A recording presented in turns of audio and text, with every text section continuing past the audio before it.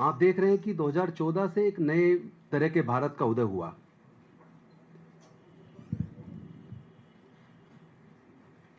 पहले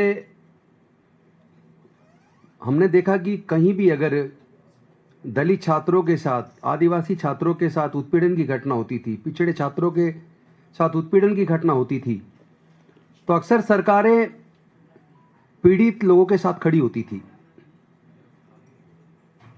और जो लोग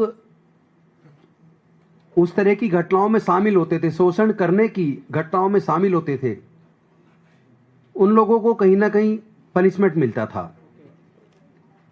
लेकिन 2014 के बाद भारत बदल रहा है। हम देख रहे हैं कि जो लोग दलितों, आदिवासियों, पिछड़ों और अल्पसंख्यक के लोगों के साथ उत्पीड़न की घटनाएं करते हैं, अक्सर भारतीय जनता पार्टी की सरकारें उत्पीड़न करने वाले लोगों के साथ खड़ी होती हैं। मैं आपका ध्यान रोहित वेमुला जी की सांस्थानिक हत्या की तरफ दिलाना चाहता हूं। आपको सबको याद होगा 2016 में जनवरी में 17 जनवरी को रोहित वेमुला को किन परिस्थितियों में अपनी शहादत देनी पड़ी। आपको सबको याद होगा 7 महीने तक उनका स्टाइपेंड रोके रखा। खर्चे के लिए जो मां ने कर्जा लिया था, एक तरफ कर्जे का बोझ और दूसरी तरफ 7 महीने तक सरकार के द्वारा, यूनिवर्सिटी प्रशासन के द्वारा उनका स्टाइपेंड रोक लिया गया। उनको नाना प्रकार से छात्रों को प्रताड़ित किया गया। Ambedkar association, Ambedkar student association ने इस तरह के मुद्दे, जो उत्पीड़न के मुद्दे थे यूनिवर्सिटी के अंदर, हैदराबाद यूनिवर्सिटी, सेंट्रल यूनिवर्सिटी के अंदर, उन मुद्दों को उठाया। और वहां आपको याद होगा जिस तरह के कमेंट उनके खिलाफ किए, जिस तरह की कार्रवाई उनके खिलाफ हुई, उसमें एन सुशील कुमार को उन्होंने माफी मांगने के लिए कहा कि आपने जो गलत रिमार्क्स किए उसके लिए आप लिखित में माफी मांगें। लेकिन माफी मांगने की बजाय एन सुशील कुमार ने उल्टा उनके खिलाफ झूठा एफआईआर कराया और पॉलिटिकल लोगों को इन्वॉल्व करके भारतीय जनता पार्टी के वरिष्ठ नेताओं की मदद लेके,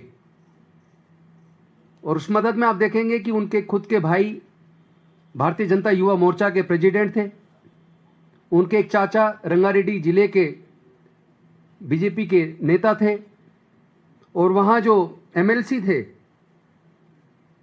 रामचंद्र राव, उनकी भी पूरी इन्वॉल्वमेंट रही। उन्होंने पूरे वाइस चांसलर ऑफिस को प्रेशराइज किया रोहित वेमुला उनके साथियों को पनिश करने के लिए।